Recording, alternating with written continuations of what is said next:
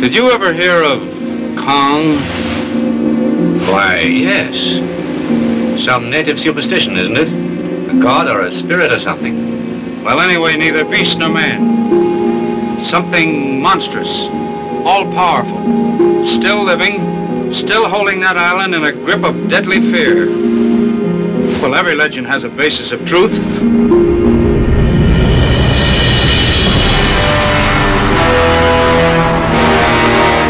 Welcome to Now Playing's King Kong Retrospective Series. I'm offering him adventure, fame, the thrill of a lifetime, and a long sea voyage. Well, I don't see how you can be amused by gorillas. I think they're dull. Well, this one's 60 feet tall. What do you think of him? 60 feet? That's right. This is Kong, the strongest living creature on Earth. Hosted by Stuart. I was just afraid that you might be one of those self-obsessed literary types. The Tweety twerp with his nose in this book. Jakob. I'm on the level. No funny business. Trust me and keep your chin up. And Arnie. Here we are. Just one big happy family. This podcast may contain detailed plot spoilers and mild language. You sure about this? We're primates, too. Listener discretion is advised. It's time to show Kong that man is king. We hope you enjoy the show. Lights, cameras, Kong! Today we're discussing Son of Kong, starring Robert Armstrong, Helen Mack, Frank Riker, John Martson, Victor Wong, Edward Brady, directed by Ernest B. Chodasek. The king is dead, but everybody's interested in me, Arnie, co-host of Now Playing, and Stuart. This is Jacob, and you ready to podcast, you blasted bourgeois? It's a nice day for it. I am feeling kind of bougie, yeah. And so was RKO Pictures after the whopping success, as I've already pointed out, $5 million after the initial run for King Kong. It could play for decades. A cash cow, an evergreen. We've made it, boys. So why rush a sequel 8 months later?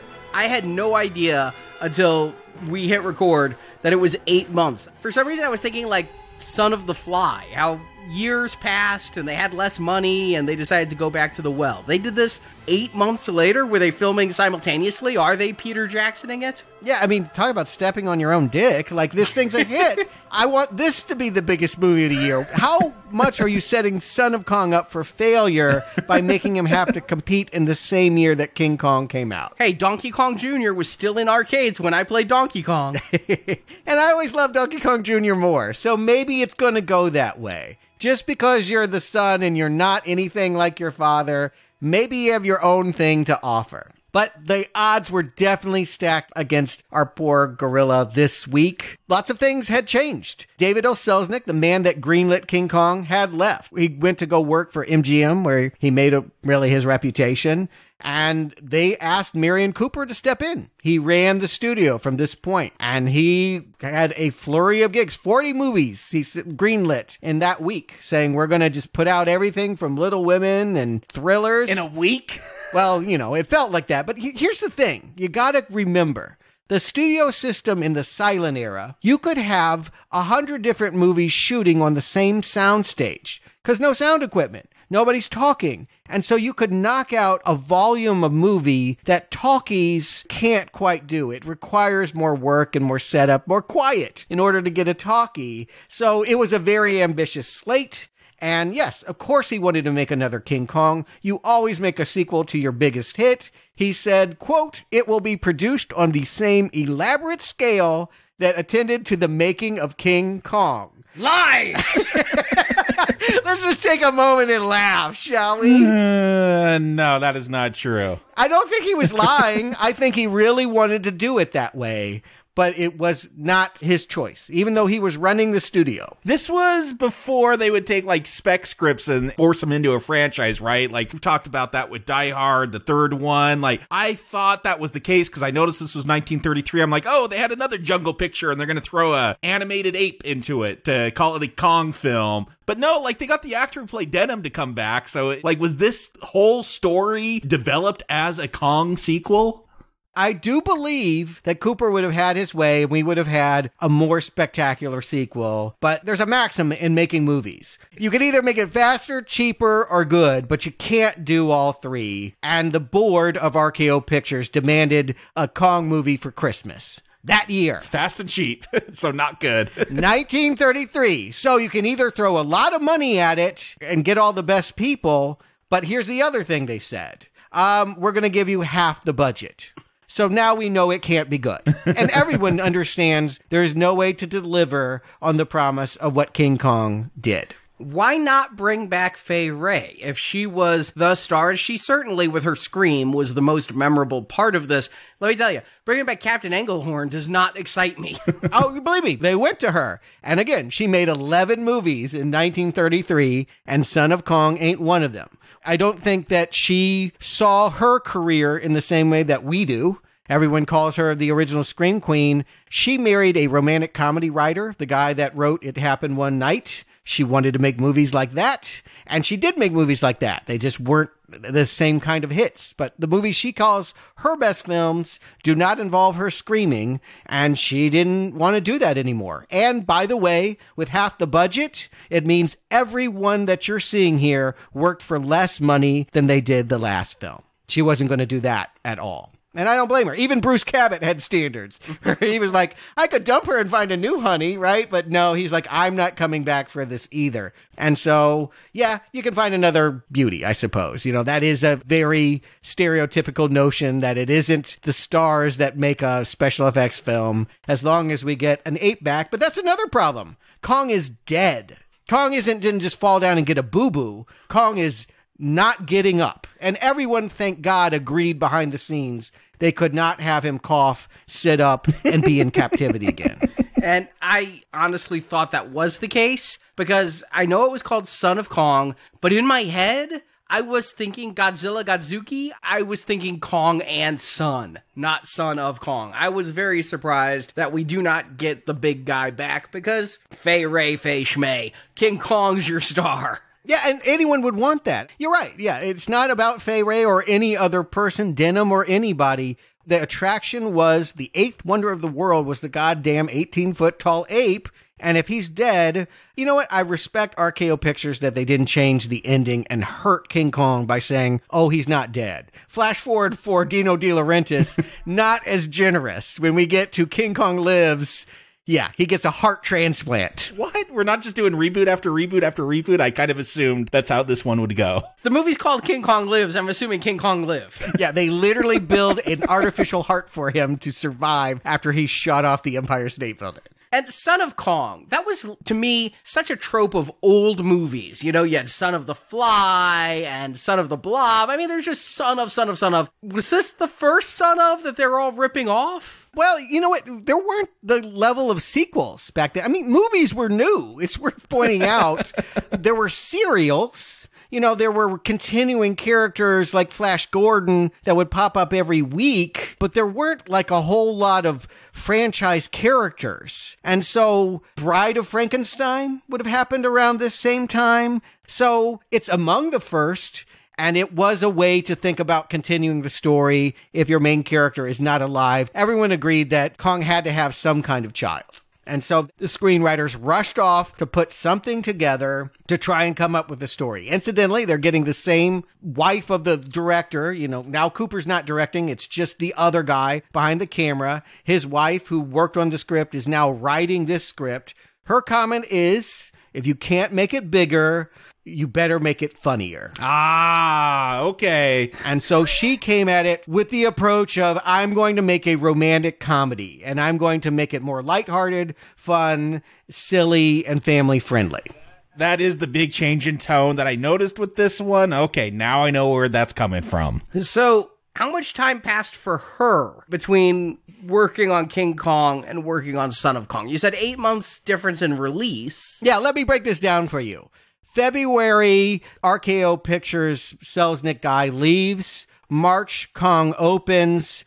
and they're already working on ideas. They start shooting when Kong goes massive around the country in April. They're shooting. They're rolling on it. So she had a couple weeks to come up with this, and some have accused her of plagiarism. I ain't hating. I ain't seen the movie. I ain't going to see the movie, but there is a 1927 film called The Enchanted Island about a father and daughter that get stranded on a tropical island.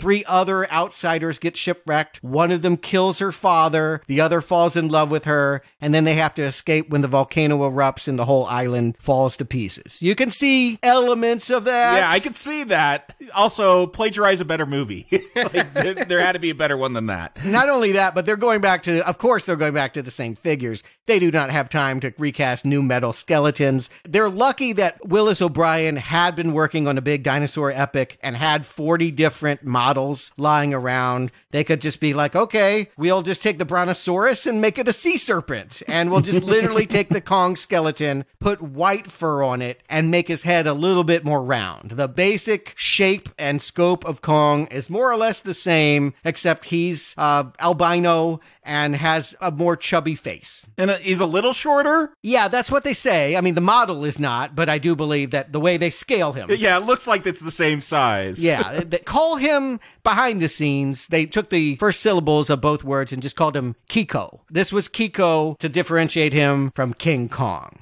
And so, yeah, they got a K-bear, a dragon, a sea serpent, whatever they had lying around, and literally just had to go in production shooting the stop motion at the same time that the live action stuff was being done. And so Cooper was usually more focused on behind the scenes with O'Brien, and Schoedsack was the one directing the actors. And they shot from April until about October. Then, yeah, things just kind of tragic. To add to all of the problems that are going on here, Cooper is so stressed he actually has a heart attack while they are filming and is not medically doing well to be able to supervise. And the special effects controller, Willis O'Brien's wife, goes insane, shoots their 2 sons and herself dead, and he's got to bury them while finishing these effects. So before we take bats out and hurt this movie too much, I just like to put it out there. These are people trying to do the best that they could in impossible circumstances. You just don't make that movie, right? I mean, and that the generous thing would be to unplug and give everyone time to grieve and come back and make a terrific, expensive Kong 2 3 years later, because Kong is still playing. The crazy thing is Kong is still playing in December when this comes out.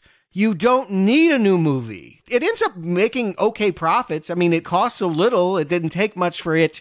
Again, it had half the budget of the last one, but it didn't play long. Kong played for decades, and in fact, never left us. Kiku, I didn't know about him. I didn't know about no Kiku till I saw the schedule. He is a hidden member of the family tree. You just wouldn't know that this happened so quickly and so clumsily. But I guess in order to let people know, Arnie, why don't you give them the plot? We pick up shortly after King Kong terrorized New York, and it seems everyone is blaming movie director Carl Denham, again played by Robert Armstrong. To escape prosecution, he buddies up with Captain Englehorn, captain of the ship that brought Kong to the United States. Englehorn, again played by Frank Riker, also wants to blow town before he gets sued or arrested, and Denham signs up as a crewman, and they head to the port in Dekang. There, Denham runs into Skipper Hellstrom, the man who originally gave Denham the map to Kong's island. Hellstrom drops that there was more than a big ape on the island, there was also treasure. So Denham and Englehorn team up with Hellstrom to return to the island and find that treasure. But there's a stowaway on the boat, singer Hilda Peterson, played by Helen Mack. Hellstrom killed Hilda's father, and so she was looking to leave Dekang on the same boat as the man who committed the murder. As they approach the island, Hellstrom stages a mutiny, hoping to cut the others out of the treasure, but the crew doesn't want to answer to Hellstrom either. So Hellstrom, Englehorn, Denham, Hilda, and Charlie the cook take a rowboat to the island. The natives try to attack them, so they go to a different shore where giant beasts dwell. Denham goes to explore, and Hilda tags along, enamored with the former film director. They discover a giant white ape drowning in quicksand. Thinking this is the son of Kong, Denham helps the ape escape and makes a lifelong friend.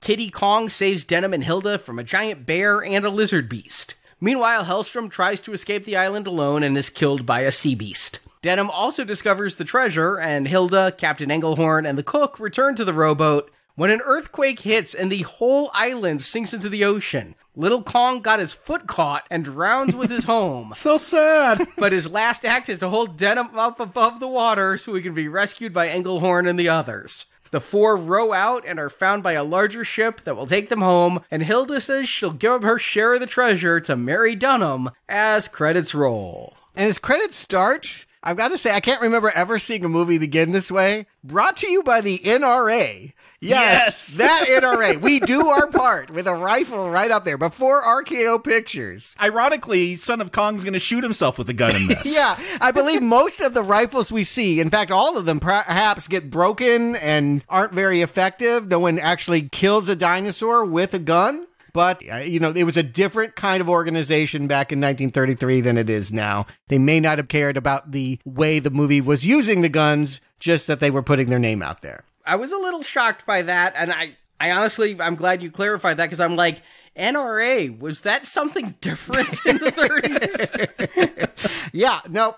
It's that NRA, and again, there were more guns last time, and they were more effective. We saw Carl Denham take down a Stegosaurus with a rifle, and this one, they all get broke. But hey, I do like the fact, for all the complaints we could have about what we're not getting and what has been removed from the film last time, the fact that they get Denham back, for me now as an adult, feels essential, because I did feel like it was his movie. And I would be interested to see if he had any feeling of remorse about the fact that all of New York was damaged by his ambitions. Yeah, again, I thought he should have died last movie, as, just the rules of committing sins in film. You kill a whole bunch of people, you're going to be one of the people who dies. I, again, thought Kong was the main character, but if you're going to have a Kongless sequel, I'm glad you brought him back. Yeah, this does very much feel like a direct sequel. Like, we'll see him in financial ruin, being sued by everyone. And it's kind of funny when he's, like, hiding from creditors and from people trying to subpoena him and all that. I wish, it just had a bit more of that rat-a-tat, rapid-fire kind of humor that you associate with these kind of screwball 1930 comedies. It never quite achieves that, but I could see them trying. Yeah, I agree. I mean, the writer probably was good, but when you only have weeks to come up with the whole thing and do it. I mean, I feel like a lot of this might have even been improvised on the set, that people were changing. And for what it's worth, Robert Armstrong, the actor that plays Carl Denham, prefers this movie. Why? Because no one ever asked him to be a romantic lead. And he really is now going to be playing the part that Driscoll had. He's going to be the one that gets beauty. He's going to be the one to have the adventure and to atone, really. He will see that the reconnection and saving of Son of Kong, temporarily, I'll add, he's not alive by the end of the picture, but that he makes up in his mind for what he did to Father Kong with his relationship with Son of Kong. And I'll just say that there's no stop-motion ape that's going to steal this movie from him. We'll talk about it when we get to the Son of Kong, but Denham, this actor, is for sure the star of this film. And I'm cool with it. The clumsy way that they put it all together, that creditors are driving him out, and that the captain feels like we can all just go haul freight in the East Indies. I'm fine with it. Let's go with that as a plot. I've got no real beef with it. I can't imagine the biggest director in Hollywood of the best films turning crewman on a ship. But hey, any port in a storm, quite literally, he needs to get out, because this Inspector Clouseau-like process server is there to not only give him a subpoena, but say you're about to be indicted. Yes, he says that they're going to go haul freight. But yeah, this is a guy that does what they call one-finger work. He points at other people, and they do the five-finger work. They do the heavy lifting. He'll be in these white sailor suits and just kind of overseeing everything. Yeah, there's a reason we're going to get a mutiny later on. Yeah, he's not really doing anything other than, living a life at sea. And so they jump ahead. I believe they say it's been 6 months, more time than actual time has passed between King Kong and them shooting the scene. It's been 6 months since Kong went down. And out here in the southeast, nobody really knows who this guy is, but they are having trouble finding business. That they wind up at a Dutch colony 1,753 miles from Kong Island. Can I just say they are way too damn far from Kong Island for way too damn long? I really wondered if Son of Kong was actually going to have monsters in it. They spend a lot of time on the boat and getting to this port, and They just stay there. I'm like, what movie am I watching? Am I watching Son of Kong, or are they remaking Casablanca into Kang? If I were a child wanting to see more of Kong battles, would be furious and probably turn this thing off 12 minutes in. It just would not hold any child's interest. But as someone that has real affection for screwball comedies of the 1930s, this feels like a Bob Hope, Bing Crosby road movie. There's a whole series of films of two guys going around in exotic ports, having romances and dealing with shady people. Like, I could be fine with a movie that was entirely this. In fact, I will pose. If you were under these constraints and knew you could not deliver the beast that you had, would it not be wiser to go somewhere else and have a different battle altogether? Would it not be smarter to make a more human story? Yes, getting all this human, I guess we could call it drama, all this human stuff on this island and this monkey show and this ukulele singer, all this stuff. Yes, if this was engaging, that would work, but I'm siding with Arnie. This stuff drags. I guess I didn't realize it took 45 minutes to get to Kong in the original because I was just so intrigued by the mystery of the island, and here I'm feeling the time. Like, we got to get to this ape way quicker if this is the drama, the best they've come up with. Yeah, and I'm not a huge fan of screwball comedies of the time, but I have seen some. There was a film series here in town. I saw this screwball comedy called My Favorite Wife from 1940. So it's a little bit more modern than this, but I'll say it's of the same era. Same generation. It happened one night. You guys saw that film. That's really the one. Like, if you see one screwball comedy from the 30s, that's the one that's going to tell you what the genre is. Exactly. That's why I brought up My Favorite Wife. I'm not going to bring up the one everybody's seen. I want to bring up one that's far lesser seen so I can say, I even enjoyed that one and got into it. I would never seek out a screwball comedy for the 30s, but when I've seen them, I haven't found them unenjoyable. I don't find this enjoyable. It's not on the same level as Bringing Up Baby, per se, which is another one that I love. But I like this. I guess I'll just stand slightly embarrassed saying that when we go to Peterson's famous international show and we have this woman warbling off key to a ukulele and monkeys are playing the violin and doing a fan dance in a belly dancer outfit, I am surprised at how entertained I am by this. The entertainment is the fact that these guys are watching a really crappy circus, but there's a charm in this. There's something meta about watching a shitty show about people watching a shitty show. Yeah, there is. It's almost like the screenwriter acknowledging, like, yeah, we have to go forward on this, and we don't have Fay Wray. This woman cannot be to singing what Fay Wray was to screaming, and so we'll just play it off for a laugh. And we didn't talk in the last movie about the little monkey that was on the boat, Iggy. But I feel like apparently they must have a real monkey in every one of these films to compare and contrast against our claymation giant ape. Yeah, just to put it out there, I lived on a boat for a short period of time, and monkeys and other wildlife get on all the time. You don't normally want them there, but I understood that Iggy was mostly like a creature that had gotten on board that they just tied to the mast. He wasn't their pet. Here, they're the star attraction. They are the house band to this circus. They also have some, quote, sagacious seals that we don't see what they're doing. We're never going to see the seal show. That is the big problem with this movie. I've been to SeaWorld, and I don't think I need to see any more sagacious sea life, but I'm laughing. That's all that I can say to this. It's a poor defense, but I am laughing. I don't mind. Like, laughing because it's so silly? Yes. Laughing because you find it actually humorous? Yeah, all of the above. I kind of like seeing Denham falling in love. He didn't seem like a human being last time. He seemed like someone cruel who would hurt women to get his movie made. And now that he's going to see a woman that's largely talentless, I feel like this La Belle Helene, I think her name is actually Hilda in the credits, but we can call her interchangeably Hilda or Helene. The female figure here is not someone that you would normally feature as being a ravishing beauty, a seductress, someone that you would think an adventurer like him would go for. There's something kind of awkward and Shelley Duvall about her.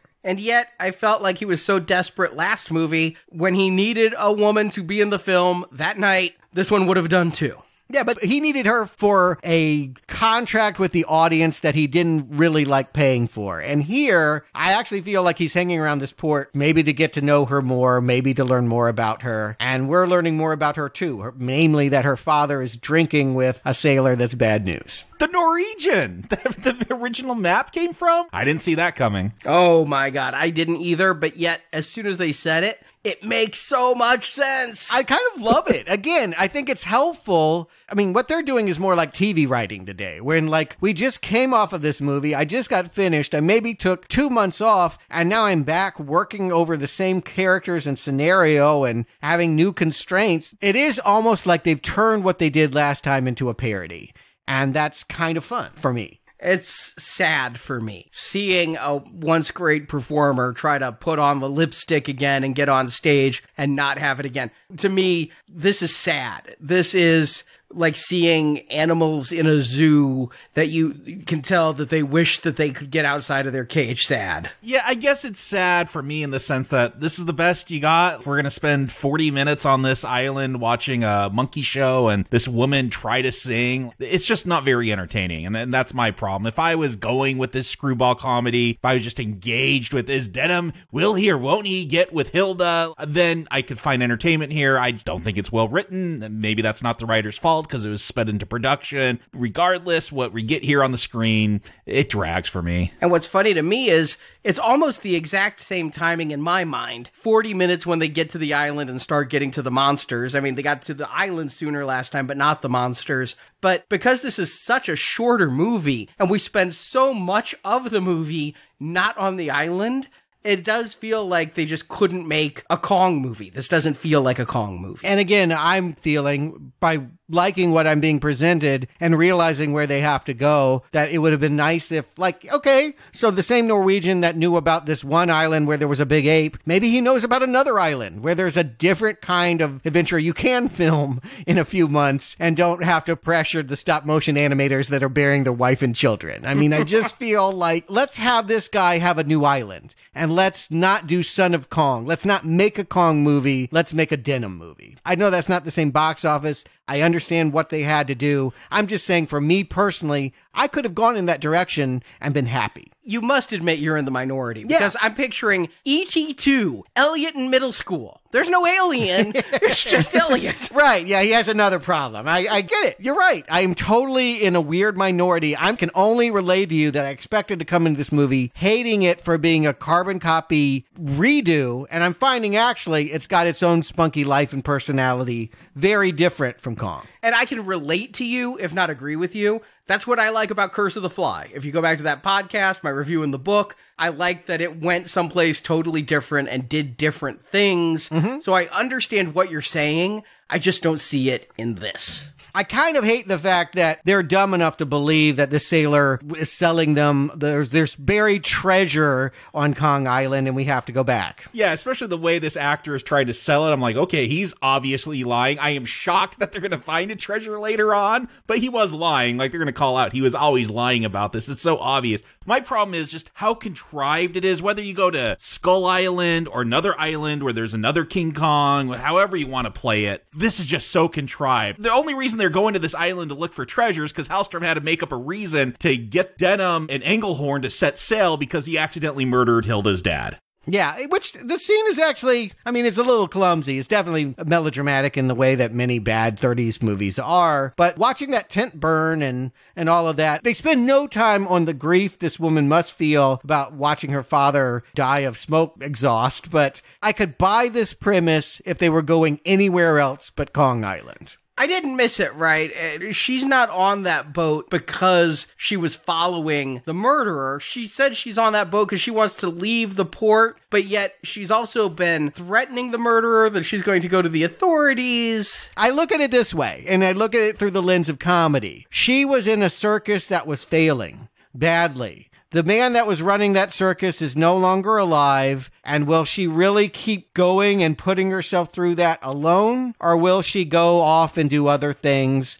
And yeah, she's looking for a replacement father figure. She's got some attraction to Denham. He's got some attraction to her. Why not hitch a ride on his boat? I think she's seeing herself as attaching herself to him. It's completely coincidental. She has no idea that they've been talking to that Norwegian that didn't literally kill her father, but got into a drunken fight with him late at night, spilled a lantern that burned the tent, and so indirectly is as responsible as Denham is for Kong dying in New York. Well, I was just expecting more out of Hilda. Like, we talked about how Fay Wray played Anne, and it was a whole lot of screaming because that's what she did. I actually thought we were going to get a more interesting female lead in this film, maybe not a better actor, but I like that little scene where she confronts Hellstrom and kind of tricks him, saying, oh, I know what really happened between you and my dad. He told me, even though there wasn't really a conversation. I thought, oh, okay, we're going to have a more active female lead. No, she ends up being mostly a love interest and not doing much in this film, but there was a glimmer of hope from that scene that I liked. Something that I read about, but I didn't get, curious to see if you guys did.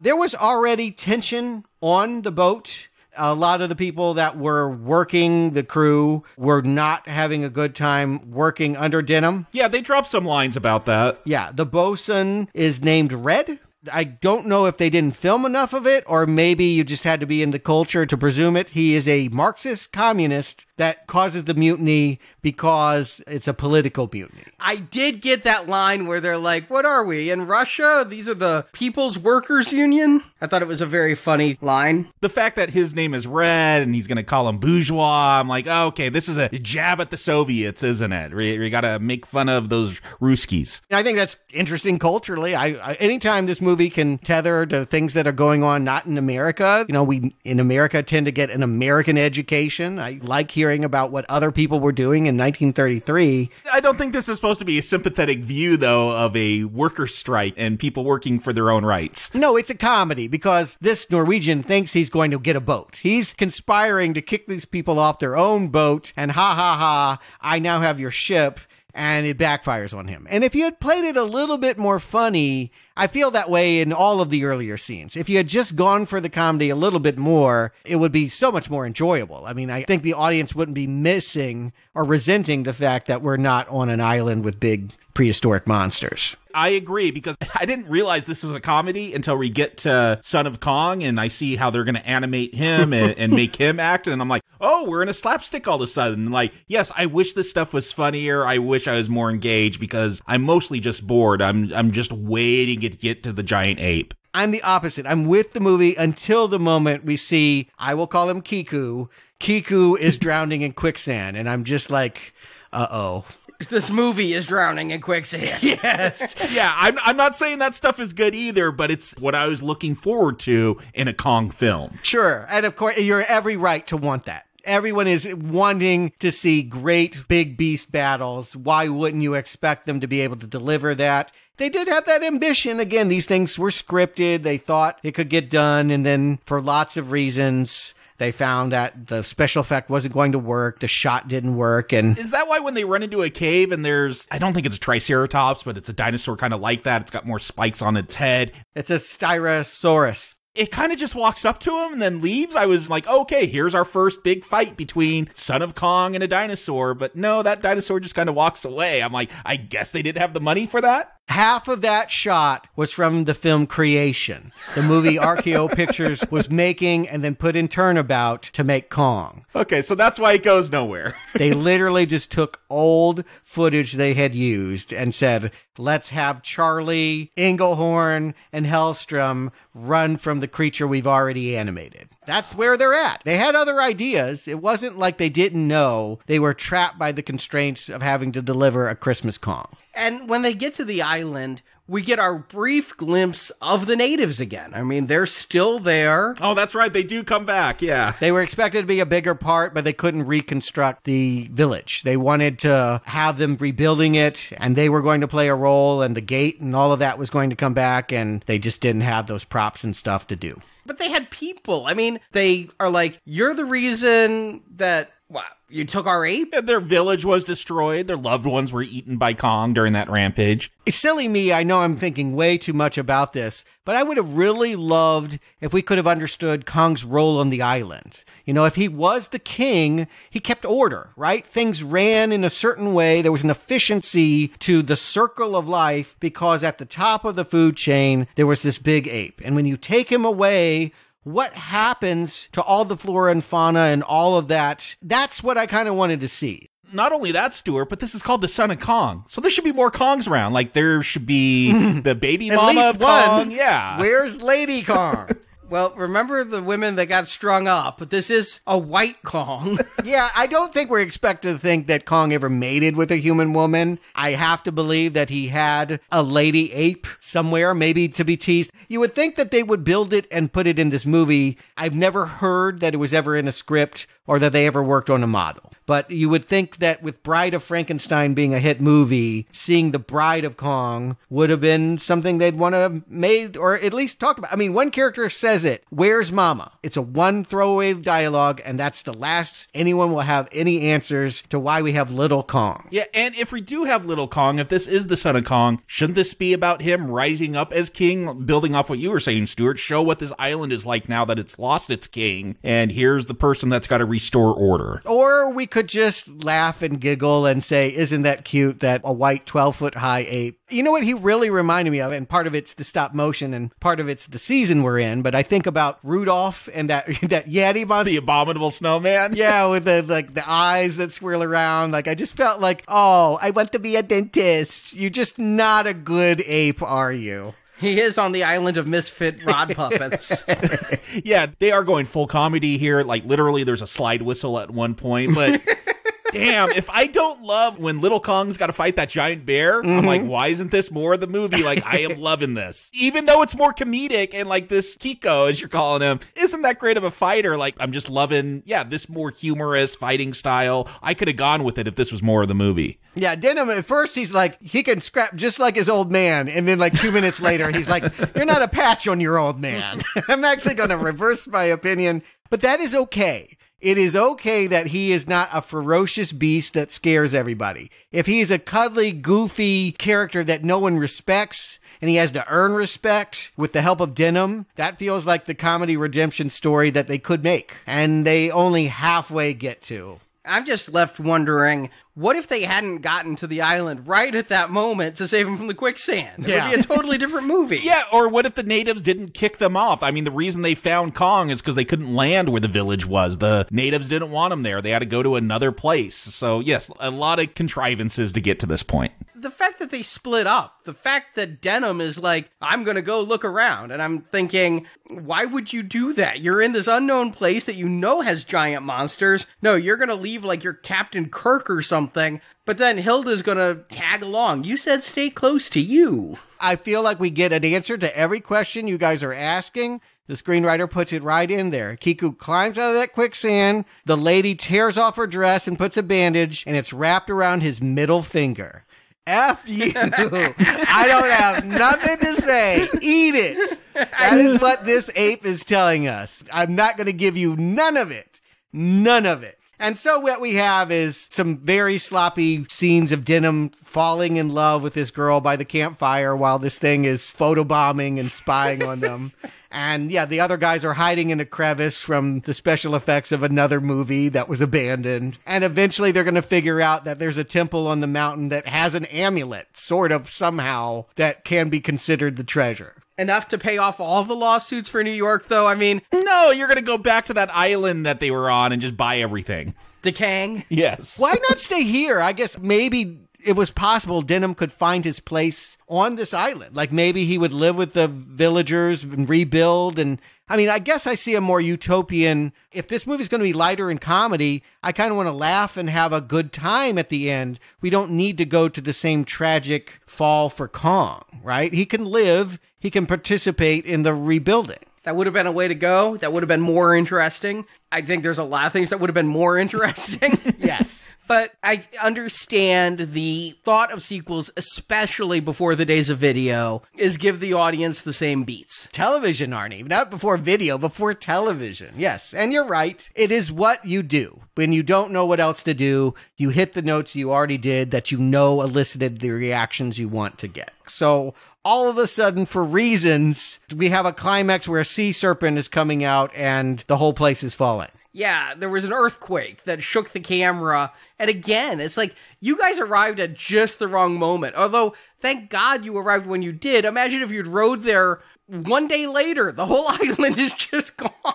But we're kind of here at the climax, and it's like, not only has it not been satisfying in the same way, but they will not go back to New York. There will not be a third act to the story. This is the end of the film. I don't feel like I know Kiko enough. Like, he's kind of just a goofy, clumsy, giant gorilla, but I don't have any feelings for him like I did with King Kong, where I saw that more as a tragedy. Here, just, here's this goofy animal, and he's going to die with all the rest of the animals on this sinking island. I feel that they let the human story go, too. We focus so much on Denham and Hilda with Son of Kong. I mean, that's finally, we're at the main attraction here. You've been waiting for the titular Son of Kong. You get him, but there's 3 other humans on the island, including the cook. But I lose track of all of that. And when Hilda takes the amulet and goes to them, and when Hellstrom gets eaten by the sea monster, I'm very confused because you guys gave me a whole load of shit for complaining about stop motion last time, but I praised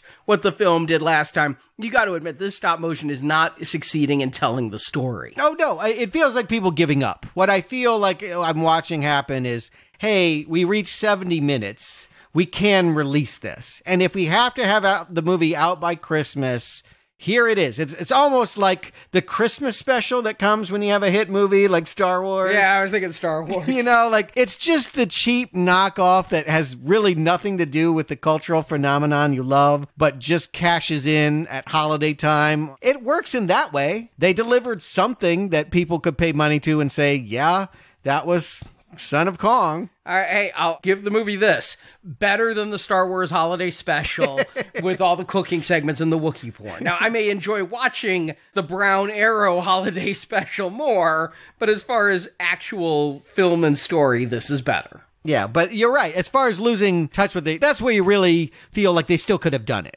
They could have still made the human story. It wasn't about the production problems and all the constraints. They could have had Denham's romance mean something. They could have had the Norwegian villain do something that earns a better death that we savor. You could have had the villagers working with Kiku to rebuild, and you want to put a bow on all of these people and where they're at. And instead, everything literally just falls apart.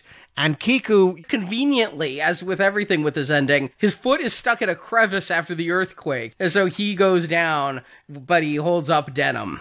Yeah, why does he gotta hold up Denham? Does he not know how to swim? Is there gonna be like a vortex that pulls Denham down too as this island sinks? I don't even know why he's gotta hold him up till the boat gets there. Obviously, they want to emulate the tragic ending of Kong and still leave Denham to make more sequels if the board says next Christmas or Easter or even Valentine's Day.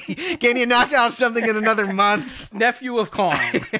He better be able to have floaties or know how to swim. That's all I can say. There's no island left for him to live on. I just take this as a metaphor for the film. It sunk fast, and it sunk the Kong beast with it. Yeah, and I almost feel like the screenwriter, tongue-in-cheek, kind of knew that and just said, all right, if this is what you want, middle finger, here's what you get. Well, what did we get? Jakob, Stuart, did you get the middle finger from Son of Kong? Jakob. Did I complain about this movie? Yes, a lot. There are problems with it, but I don't want it to come off harsher than it may have. Because, yeah, I did see a little bit of a charm in this one. Having this goofy Kiko and more of a slapstick, it could have worked. I saw a film here that could have worked, but ultimately, it took too long to get to the monster. And kind of as a side homework project, I've been watching some of the old Godzilla movies. So when these two finally get around to fighting, just to have some insight from the other side as well. And, when you're making a giant monster movie, you want to see the giant monster smash stuff. Like, I think that's what it ultimately comes down to, whether a Godzilla or a King Kong film is good or bad, is what does that monster get to destroy? And unfortunately here, Son of Kong doesn't get to do a whole lot. He has an awesome fight with the giant bear that I fully endorse, but other than that, he's kind of clumsy. He gets his foot stuck and drowns, and it takes, in my opinion, way too long to get to the main attraction of this film. So, yes, there are problems here. You might find this humorous, because I definitely did see a comedy that was almost working, but ultimately, I can't recommend this one. Stuart. Yeah, Scrappy-Doo, Jar Jar.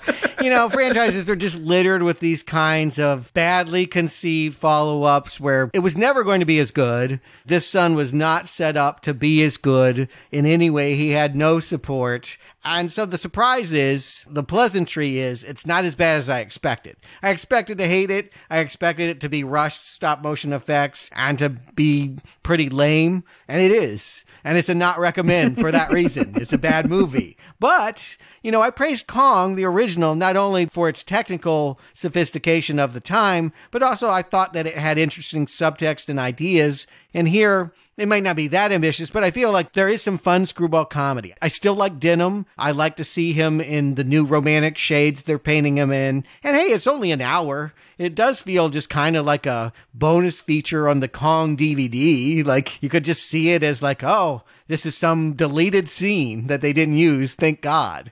But it does exist, so we have to recommend it. And I'm not going to. And I'm with you, Jacob. I don't want it to come off like this is an atrocity. I actually find Kiku to be a cute little white monkey. I kind of like how stupid it is that they have the line, an animal knows when you're trying to help it and it won't attack you. Yet tell that to any wild animal that is hurt. In fact, the worst thing you could do is try to approach a wounded dog you don't know. That is so not a good idea. But they do it, and I have some fun with this movie. In the end, the problem is not enough Kong and shoddy storytelling. Whether they didn't have the footage, or whether it was poor editing, or whether nobody gave a shit about the end of this film. It tried to replay the beats of the last one and did so poorly. It's definitely a not recommend for Son of Kong. And is that why we don't have Grandson of Kong? Did this movie sync with the island? They had lots of plans for lots of sequels. But yeah, I think we're all saying the same thing. This is not the worst example of nepotism. At the very least, Tori Spelling is less deserving of fame than Kiku. They did what they had to do. The third movie was planned. They were going to take a couple years to do it. And they were going to get, goddammit, the real King Kong. It was called The New Adventures of King Kong. Not his son, aunt, lady friend, booty call. It's King Kong, and we're not bringing him back from the dead. So what does that leave you with? An interquel. You already commented, Arnie. Last week, he goes from being knocked out on the beach to being on a Broadway stage. They were going to show how they put him on the raft and dragged him on the venture, and then got caught up in a typhoon, washed ashore on a new tropical island where there was an even bigger, scarier monster, and the crew had to release Kong to fight that monster, then recapture him to take him to New York. You think that's something that Denham would have told the press?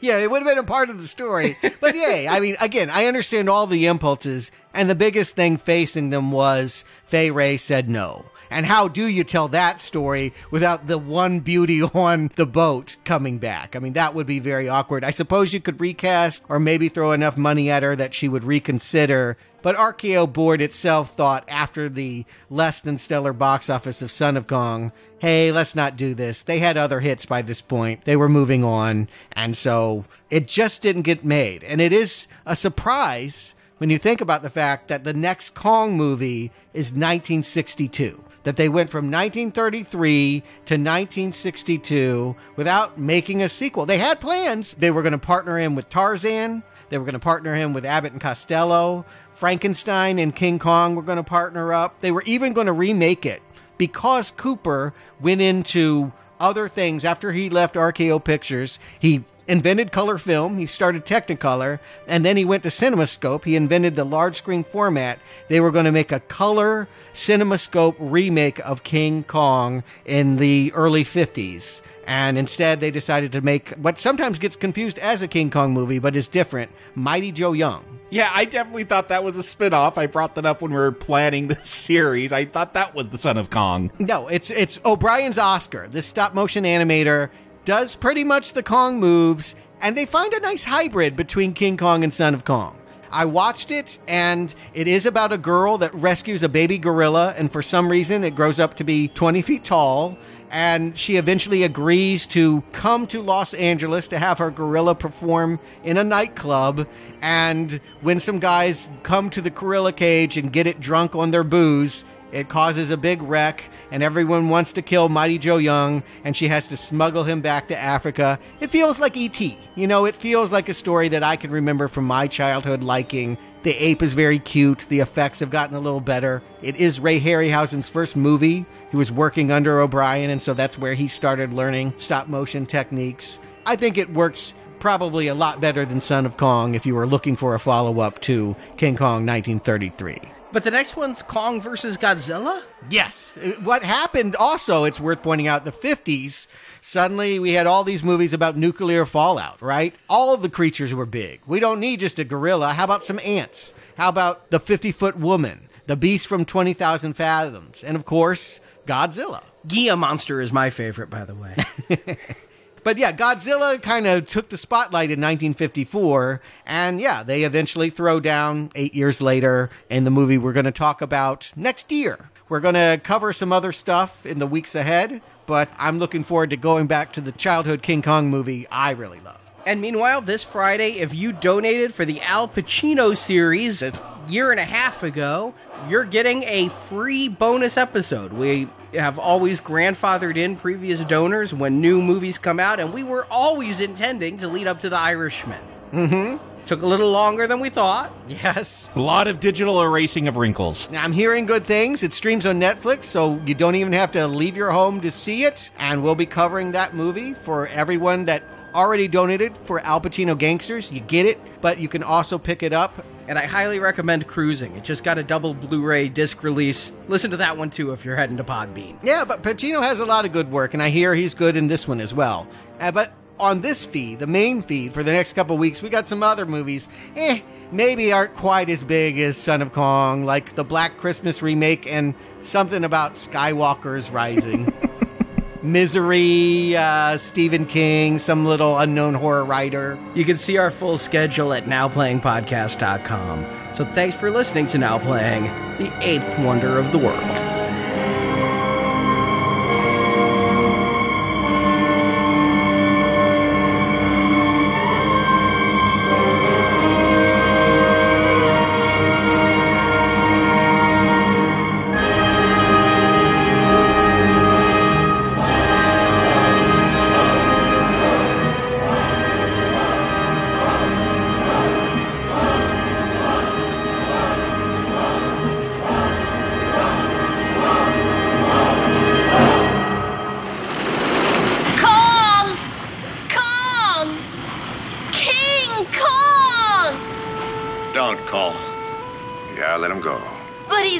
He's going home. I think he's had enough of what we call civilization. Thank you for listening to this Now Playing Podcast movie review. It's no use. The show, it's over. It's done. I'm done. We hope you've enjoyed the show. Holy mackerel, what a show! If you enjoyed this show, please tell others. You can help us out by leaving us a 5-star review on Stitcher, Podbean, iTunes, or your other podcast store of choice. Word will get out. It always does. Want to hear more reviews like this one? You can find hundreds of other movie reviews at our website, nowplayingpodcast.com. Switch it on, like this, and you'll get them by matching. In our archives section are over 800 reviews. Listen to our hosts discuss horror, sci-fi, comedy, action, drama, and more. Plus, you can hear reviews of every movie based on Marvel or DC Comics. Wait till those candy asses in New York hear about this one. A new, totally free movie review podcast is posted every Tuesday, so come back each week for another new show. This island is just the beginning. There's more out there. What do you mean, more? This world never belonged to us. It belonged to them. The question is how long before they take it back. Kong is not the only king. Now Playing relies on listener support to keep operating. Do you suppose he knew he was saving my life? Do you suppose he knew he was helping us? Of course not. You want me to believe he was grateful? You can support Now Playing by joining our Podbean crowdfunding campaign. Backers can get early access to reviews, unedited reviews, exclusive shows not available anywhere else, and more. Details are at nowplayingpatron.com. I am a realist, and I need you, so I am going to be generous. I will let you go without a bit of trouble and with lots of cash. At our Podbean site, you can also support the show by listening to any of our donation shows. Series like Planet of the Apes, Jurassic Park, Phantasm, Jaws, and others are available for a small, one-time contribution. I'll give you another 1,000 to leave right now. You haven't given me the first 1,000 yet. You can also donate to us directly on PayPal. Details can be found by clicking the banner at the top of our website, nowplayingpodcast.com. You might as well settle up. You gonna pay me? I'm not gonna stiff a friend. Want 375 more Now Playing reviews? Get the Now Playing book, Underrated Movies We Recommend. Arnie, Stuart, Jakob, and Marjorie reviewed 125 different movies, each getting 3 recommends, or not recommends. There was still some mystery left in this world, and we could all have a piece of it for the price of an admission ticket. The ebook is available now, and the print book will be shipping soon. Find details at nowplayingpodcast.com/book. Well, it better be good after all this ballyhoo. You can also follow Now Playing on Instagram, Facebook, and Twitter. There, the hosts post new episode announcements, movie reviews, and contests, where you can win movies and soundtracks. Also, subscribe to us on YouTube for original video content. She could be hysterical, so come on, follow me. Now Playing Podcast is produced by Arnie Carvalho. I'm someone you can trust. I'm a producer. Believe me, I am on the level. No funny business. Associate produced by Jason Latham. Sure, no, I've been a big help. Now Playing is edited by Stephen, Heath, and Arnie. All hands on deck! Everybody on deck! Everybody on deck! Now Playing credits read by Brock. I can't tell when I'm talking or when I'm not talking. You're talking. Am I? Yes. I'm talking? Yes. Your mouth is moving. The opinions expressed on Now Playing are those of the individual hosts and may not reflect the opinion of Venganza Media Incorporated. If you feel it, you say it. It's really very simple. Venganza Media Incorporated is not affiliated with, and this podcast has not been prepared, approved, or licensed by any entity that created the film analyzed herein. You can't accuse me. You wasn't there. All movie clips and music included in this podcast are the intellectual property of the respective copyright holders. They are included here for the purpose of review, and no infringement is intended. We must not panic. If there is one thing we cannot afford at this time, it is hysteria. Now Playing Podcast is an exclusive trademark of and may not be used without the expressed written permission of Venganza Media Incorporated. You need to listen to us! We're not at war, Colonel. You're making a mistake. Your lies got my men killed. And you're gonna get us all killed. Not our fight. Whose side are you on, Captain? Now Playing is a Venganza Media production, copyright 2019, and no part of this show may be reproduced, repurposed, or redistributed without the written permission of Venganza Media Incorporated. All rights reserved. Why'd he do that? Climb up there and get himself cornered. The ape must have known what was coming. What does it matter? Airplanes got him. It wasn't the airplanes.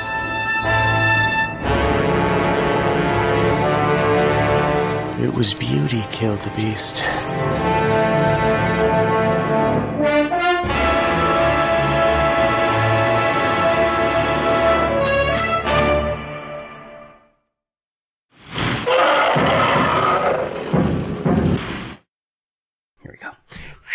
I'm like, I know I wrote it.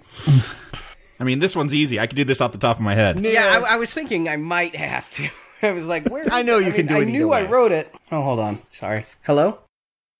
Good. Yourself? Speaking of son of.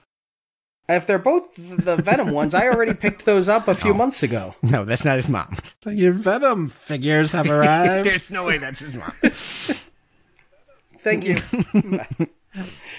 The only Venom that woman has is for me, really. Oh, and for me.